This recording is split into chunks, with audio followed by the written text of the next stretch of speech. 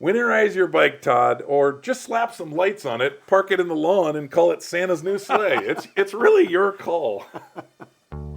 Our goal at Best Motorcycle Roads is to make your next motorcycle trip the best it can be. The bottom line is if your season's done, just give your motorcycle the care it deserves.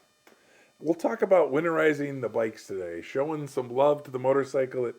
Now, some states, of course, are just getting into the good riding season. Absolutely, yeah. When it's 110 in the shade in the summer in Phoenix, then they like to ride in the winter. And I know parts of Texas and even Florida. But up here in the north, it's pretty. I mean, there's some people that get out there. I saw a bike the other day, and good for them. Yeah, I mean, you might have a couple of warm days in the winter that you can get out, but I think for the most part, people kind of pack them away and call it a season. It's kind of the sad day for me when I have to put the bike away for the season. I know the first few years of having a road style motorcycle that I rode it every month, and you can get out there, but I know there were some times when I rode in what I would call the fall probably. And it's, you think about it because it's like, well, it's going to be, 65 today, and 65 is a good day.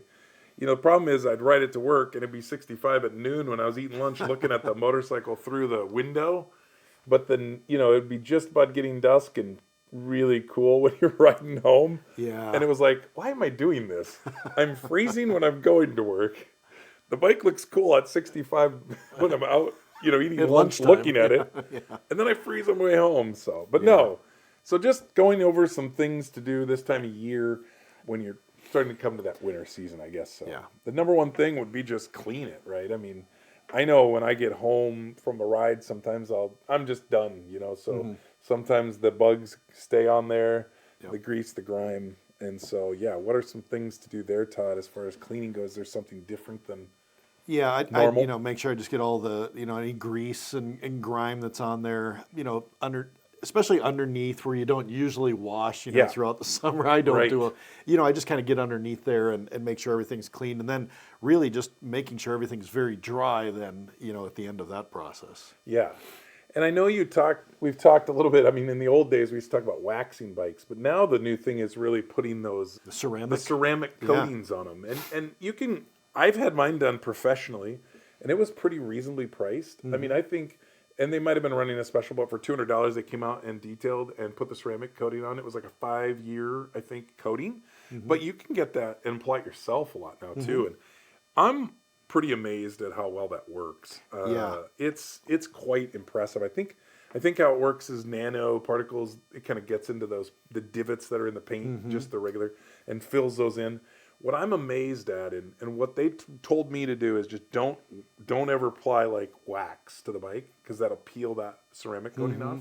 But as long as you just use soap and water, I'm still amazed. And it was probably, 2 years ago maybe when I had mine done. It still today just beads up like the best. It's that ceramic coating is amazing. That is amazing. Highly recommended. Yeah. And I think it works well even on the plastic windshield. It'll fill in. Oh, sure. Yeah. So, and then just your standard change the oil and filter. I think over the year you get a lot of buildup, the contaminants, everything settles, and I think you want to have that out of there before it just sits for the winter. Yep, for sure. So you can check that out. And then fuel. Unfortunately, we make in Iowa and the Midwest, there's a lot of money being made on ethanol, but it's not always great for the fuel.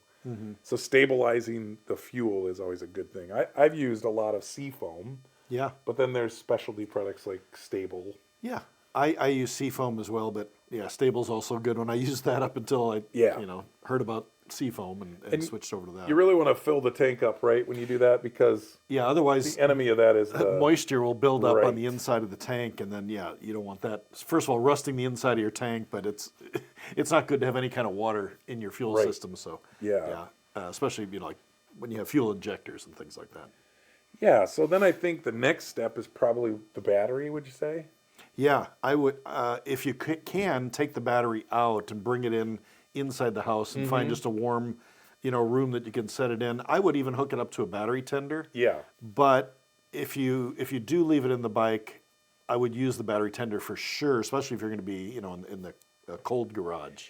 Yeah, and I didn't I don't know exactly, but I know like on some of the newer bikes, having the battery disconnected is not always a great thing either. So for sure, you want to make sure you have a tender on it if you're going to leave the battery in the bike for sure. Yeah, I know that there's some bikes too that have, like digital clocks and, Yeah. and all that stuff will just trickle drain your batteries. And in the newer bikes, I mean, in my newer Goldwing, it's an epidemic. I mean, and what they're finding too is all the electronics wear those batteries out faster. So like, if you've got a 4-year-old battery, my dad used to be a mechanic, and a guy would always every 4 years replace his battery, and he said that's the cheapest insurance I could get for not having to have a tow. What a great idea! And it's cheaper than a tow truck, right? I mean, so like it is a good thing to if you can just even replace those batteries every few years, and their batteries are more expensive now, but yeah, for sure a tender. Either way, if you're not taking the battery out, definitely want a tender. Yep. And if you are taking it out, still,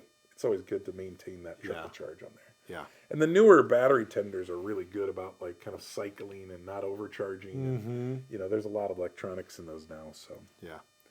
So and then I guess just looking at trying to make sure all the surfaces and all your things don't get rusty and corroded, right? I mean, and that again, one, getting them all clean, and then two, just making sure you're spraying, corrosion resistant stuff now. Yeah, you can spray. You can take your spark plugs out and actually spray a fog. That's fogger. what they call it. And you'll see that sometimes, even if you're taking them in, they'll fog the motor for you. Just kind of gives it a light coat of oil. Yeah, it's a light coat of oil in there, and if you have a chain, clean and lube that. Oil that chain up. Make sure your cables are nice and dry, and you don't have water on them. I don't really lubricate any of the cables. Yeah. Well, I've got hydraulic, but I mean on my older bikes, I didn't do any of that kind of stuff. Yeah, and you can if you do have older, or do you have the cables, you can spray some down through there and kind of push it through a little bit, and that is good. I mean, they don't always get that, and just all the other parts. I mean, I know like wiping down the wheels, just making sure that you get all that grime off there because it's just gonna sit around, and you don't need that. It does tend to stick a little more if you leave it for a long time. Right? Yeah. Yeah. So I think that's good suggestion. So just and then looking, I guess, at just tires and suspension. You want to make sure the tires are inflated. Yeah, make sure they're full because if they are a little low, you'll kind of sit there on a flat spot if they're sitting for a long time. And tires will do that. They will. They'll form a flat spot. So make sure they're full. And so you probably want to at least. Not every single bike has a center stand, but if you do, I think you want to get that up off the kind of relieve the pressure of. Yeah, not only relieving the pressure, but just getting that your tire off of the concrete because concrete will kind of dry the tire out. That's a good point. Help dry that off. So if you've got a center stand, it gets your back tire up, and then I would even stick a chunk of wood or something under the front Cardboard's tire. probably or cardboard. That might draw moisture though. Yeah, I don't know. Yeah. But that's a good point. But get it off the concrete. Get something off the concrete. Yeah. Even like a rubber mat. If you have that like would be an good. extra old floor mat. And then just all the other places that pivot, right? I mean, your triple tree area, like suspension areas. If you can just grease that up a little bit, that's always good because those are just areas, again, that are going to collect dust, dirt, debris. Yeah.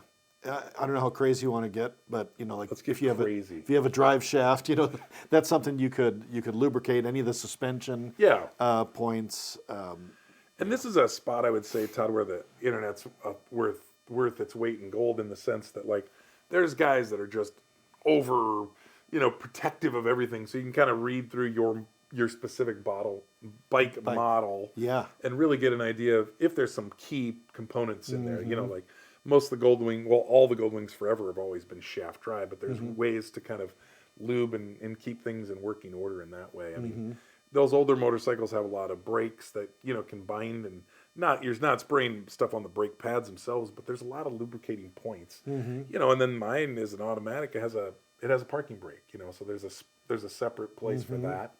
All those kind of things I think are good spots to kind of make sure that everything is just kind of greased up. Yeah, I like that suggestion. Find your bike and your make and model and look it up because someone's done a video for you. It's all, exactly. Yeah. And it's all in the manual. If you have the manual, just do a quick look, and it will tell you the things that it wants you to do. This is one that I always think of when you think of like covering all the holes and the spots to get in thing. I think of a guy we used to work with, Rob, That guy. We were just talking about that, actually. That guy saran wraps the entire thing, I guess. But, Yeah. it's like a boat when he gets done. He's got it wrapped so tight. He does. But it's true. I mean, a couple things, right? I mean, you just want to make sure anything that critters can get into is at least a little harder for them to crawl up in there, because, of course, that's a little warmer than other places. Yeah. And you don't really need parts unknown to be climbing inside of your exhaust Yeah, I hear people using that. dryer sheets or using mothballs, Right. to stuff in different places or keep within the, Yeah. put a circle around the bike using those Yeah. things. I know that air cleaners are notorious for mice getting in there Yeah. and making a Right. little nest in there. You can't get to it to clean it out yourself, but they find a way, right? Somehow they find a way, yeah. Yeah, so that's a great one. So I'm not sure how you prevent, like in some of these bigger touring bikes, to keep mice out of that area. But and really, I mean, hopefully you're keeping the bike inside if you can. If you're not, you're probably trying really to cover it up. But it's probably hard to get all the places collected. So, but yeah, Yep, I let the cat out in the garage every once in a while just to give him a once over. take a once over. Might have to see if they bring him find over and give him the patrol over here. That's right, find any mice out there. Go get them. Oh, that's funny. Yeah, and I guess we kind of were talking about this a little bit, but just finding a good place to store it. I mean, you've got that now. You're using the dolly, right? Yeah. And so, kind of finding a place to get it out of the way, because you don't need it in the way either, right? I mean, you want to kind of have things so it's So you're not bumping into it, Right. rubbing it, scratching it's it. bad enough the way it is, right? That's why I say I've got enough problems with them the way it is. But yeah, so just kind of want to make sure it's not with, like, most people probably don't have windows or things that are like sun shining on them, because Yeah. that can definitely dry out and then kind of fade certain areas of it. But Well, and if people are in apartments, and maybe they don't have a garage space, Right. they're going to park them outside, and maybe that's their spot. But, get that full cover on them. Yeah. Make sure all the holes are plugged, the exhaust. Get that full cover and make sure that's, tight, because you're going to Yep. get some wind and Yep. things that want to blow it. But that also keeps the sun off of it. The cover kind of needs to be a little bit breathable as yeah, well. you don't want to trap moisture. You don't want to trap moisture in there. So That kind of reminds me of an idea too. If you have, maybe if there's a forum that has people that are local, like 3 or 4 guys, because you can pick up a small storage shed for That's and man, a great if you could idea. get 3 or 4 people doing that together, that's a that would great be idea. a great idea to kind of just buy a storage unit together, maybe. And Yeah, if you get one for a couple Get it $100 and inside. split it Yeah. 4 or 5 ways, that wouldn't be bad, Perfect. either. So, just be thinking outside the box a little bit, maybe. Yeah, I hadn't thought of that. And the storage shed guy, of course, thought of that. It's just, I don't know, like, you just hate to see bikes that sit outside. And if that's what has to happen, that's what has to happen. But hopefully those people already have a nice cover and can, has got a good place for it. So. Yeah. And then one thing I think, especially up here in the north, we don't think about always is the coolant, the antifreeze. Because we don't think, we got to make sure that it has antifreeze in it. But you got to make sure that coolant has the right mix in it, because even sometime in your cold storage, you're going to be frozen, and you don't want that. I mean, you don't want a bike that's frozen. no. The good news is to keep it from overheating, it's the mix of the antifreeze also keeps it from overheating, so that's good. But you should probably check it to make sure it's not too much water level. Too much water, yeah. And that's not easy to do anymore. I mean, a lot of these bikes don't really leak water, so you can't. It's sometimes hard to get to the coolant reservoirs. Yeah. To check them. So that's a tough one. And then if you have hydraulic clutches, brakes, check the fluids again. They collect moisture just like everything else. They do. Yep. And you definitely don't want to find that out. Yeah, and that's one of those things that that's the good reason to get them flushed and changed out, because if you do get, Right. moisture in there, that will freeze. It will. Yeah. Yeah. Anything else that you can think of, Todd, as you're starting to think of things to store? I mean, one thing I thought of is just check your, there's some bags and things that I leave in the bike all the time, so there could be fluids perhaps in a bag that could freeze. And then, what else? No, that's a great idea. I do keep like some lens cleaner, like for my glasses, in a bag Yeah. inside my trunk, and I've got to make sure I take that out. But some of your electronics, I would just say bring those in. I don't know what happens to electronics if they freeze. You know, if you had a GPS, you know, or any of those kinds of things. I don't know what happens if they freeze, so I just bring them in. Yeah, I mean, where I think the problem exists is if it gets super cold, like with an LCD style screen. I mean, those are liquid crystal displays. I think they can resist, but it is, you know, there will be some potential problems there. And then I think more of like just if there would happen to be a mouse or something get in, they'll want to eat that wiring for whatever reason. Someone once told me there was some soy in the outer, the cover of the, it's like made from soy. Oh, really? And that's partially why they like to get into wiring. Oh, and so, yeah, that might be one reason why they seem to be attracted to wiring. It's not the metal, it's the covering that I'll be darned. that they get into. So the other thing too, you might want to like treat your leather, you know, leather seats. If you have leather bags on your bike, or you know, any kind of pouches and that, you know, maybe treat those with a, you know, a good leather protectant. Yeah, you know, it helps keeps the moisture out, right? Yeah, keeps them from drying and cracking, and all the plastics. You know, you can condition those. There's some pretty good conditioners. I use a lot of the chemical guys stuff, and they have conditioners for a lot of that stuff. Whether it's leather or leatherette or plastic, I know that you can. I mean, keeping the sun off it is one of the things, and I think things have gotten better. But yeah, all that, and then I was even thinking like the key locks. You know, all the different places that the lock mechanisms are. Yeah. You know, spray some lubricant in there and make sure that that's opening. You know, a lot of these bags, when the newer bikes that have like the electronic bag openings, remote controls, there's usually some sort of an emergency release, and those are usually a cable. So like you want to check into that and make sure, you know, that latch that's manually released can get pulled. That's a great point. You know, because those are the things that get bound up, and then, you know, you get somewhere and it opens up for you, and then you don't get it opened back up again. I mean, we know a couple guys that have a little bit of gravel, and that's just, you know, it just sucks in all that stuff. Yeah. It just seems like. I also take like my flashlights and things that I have like that, you know, because there's batteries in there. I don't know. Will the batteries freeze? Maybe. Will they break? I don't know. Right. But I don't chance it. I just bring those in. It seems like the lifetime goes down when that stuff happens. Yeah. It just gives you a chance to get all that open, vacuum all the. Good point. You know, donut crumbs that you had in the tail bag sucked out. This is a section we call the toolkit. We share motorcycle gear review, and other riding tips. In the toolkit today is kind of a lot of things that I think we talk about, but it really just goes hand in hand with some of the things. We talked about a bike cover, and you mentioned a breathable bike cover, and really that's so important. And for this instance, Winterizing, I would say that you're going to probably want to be looking for the full bike cover, wouldn't you? Yeah, oh, yeah, for sure, yeah. So looking for something and just making sure that it fits over your bike. And I think in this instance, having something that maybe is a little bit larger is probably not a bad thing. So I'd go bigger than smaller. But yeah, and then we've talked battery tender. There's a bunch of great low-cost battery tender options. Most of the new ones, you know, when you plug them on the battery, it'll kind of detect what kind of battery it is. So, and they're relatively inexpensive. I know too. Like I don't know if you have. I have the SAE plug on my bike, so I usually have mine plugged into the battery tender just because. Yeah, I always plug mine into the battery tender. I have two cables that are on the battery, and it's got the plug hanging out the side of the bike, and so I just click, and I'm tender. What I've done before too, and this is a good time. Maybe if it's not the same spot that you're parking it regularly, but even in your winter spot, I'll just mount a battery tender on the wall there. They've gotten so reasonably priced. And, you know, these are great items to pick up at garage sales, too. You'll see a lot of battery tenders there, and they're almost always good. But then I just mount that baby right on the wall and then just kind of make it super convenient. So then when I park it, I reach over and plug it in, you know, and I just have a couple extra battery tenders laying around. It seems to be really handy. Yeah. Most of them already have the SAE plug-in on them, so they're just kind of ready to go. Yeah, those are always good to have. Yeah. And, you know, I don't know if you don't have a place to plug it in and you're not going to take the battery out. I mean, I don't know how long. It'd be interesting to see how long like a jump battery would last.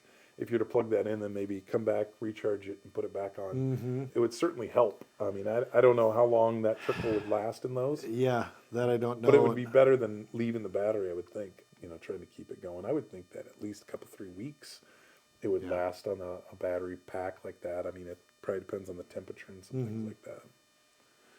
And then lastly, you know, you just picked up the motorcycle dolly. I think you did you get the Harbor Freight one? I got one from Harbor Freight. And you said it was good. It's good. I mean, it was about $120. Now I have a Goldwing at 2002, so it's Heavy. big, it's heavy. It took me a while to put the thing together. You know, a couple of hours. I kept dropping the little screws and washers everywhere, but got it all together, and then went to put my bike up on there, and the battery had lost enough charge because you didn't have the battery tender plugged in. If I'm in my normal spot, I do, but I had it like in the middle of the garage because I was buying this thing, and it took me a while to just get it and put it together. But so once I got it, I realized it's a little more difficult to push right up onto the dolly than it would be to just ride it up. Yeah. They recommend you push it up. But yeah, it took me about 4 tries, I think, to finally get it to roll up on there. But then, even after it was up there, I realized you can't just push on the motorcycle because you push the motorcycle on top of the dolly and the dolly just doesn't move. So the wheels start. So you put it in gear. Yep. You know, I also grabbed the front brake. Okay. And then tried to push it off to the side or on top of it. It was very difficult. Like it, you know, if the dolly wheels aren't going in the direction you want to go, the casters, a little funky. You almost have to get them lined up first. You got to line them up first and then direct it to where you're going. So it took me a few tries to really get good at it. And then I realized if I got down a little lower, I'd kind of bear hug the damn thing, and I could push it sideways. But I did get it to roll sideways into the spot I needed it to because I didn't have much room, you know, forward. Like you're cramming it in a little. Yeah. You got a little. You're parallel parking like a drifter would. Yes, exactly. Just had to slide it right up against the wall between two things. So and you got a bargain one, you know, I would say, because it was 130 or like so. $120 or something. So I suppose that, I mean, I know there's some really nice ones. Like I think the Black Widow, I think, is like one of the top models, and you're talking them 3 times the price as the one you spent. Yeah. And I'm assuming maybe the casters maybe just a little bit better. Mm-hmm. But it still seemed, once you kind of got the hang of it. Yeah, once I got it kind of figured out, then I got it in there. I mean, it seems so handy. I mean, I thought about just getting one to roll around and I have plenty of room where everything goes, but just to kind of be able to really tuck it in, I thought that would be kind of interesting just to get one too, because it is kind of handy. I've got some. Have you ever seen those jacks that you jack the wheels up on a car, and then you can just do a full 360 on them? I've thought about buying one of the dollies just for my bike too, because it's just, gosh, sometimes it's like, I don't want to start it up. I don't want to, and then you're doing the shimmy, you know, cut to get it backed into exactly where you want. Yeah. I wonder if that would work though, because. Oh no, I'm talking about getting a bike dolly. Oh, a bike dolly. Yeah, okay, No. I'm just saying the car dolly ones are so slick you can spin those cars. I'm talking about I want to get one I think like yours, because it's just easy to kind of cram for space purposes. It is, yeah. So using that dolly that I got, it sits on the side stand, and the dolly has a little spot for the side stand. Okay. So it does, you know, it's still on its side lean. Yeah. So I'm not on the center stand. I would maybe prefer to have the solid, but what I could do is I could put a block of wood under the kickstand. Maybe for the winter. Stand it up a little bit. Just to kind of really cram it. Yep. Yeah. Cool. Well, that's really nice. I mean, I think that's good to know that it works out. You know, you get what you pay for, but and maybe, I guess, at the end of the world, the guy could maybe switch out the casters if you really wanted to. It's going to be fine. I think for as little of move, I mean, I'm only going to move it like this, you know, well, I guess every time I ride it. So well, and who knows? I mean, going back to winterizing, maybe spray a little WD-40 on those casters. Like, true. They probably didn't give it the full grease up. Yeah. If you like the podcast today, please like and subscribe or sign up for our BMR Rider Alerts. It's our way of keeping you in the loop, and we promise no spam. Keep the spirit of adventure alive, and remember, bikes, friends, and endless roads, the stories ride forever. Take care.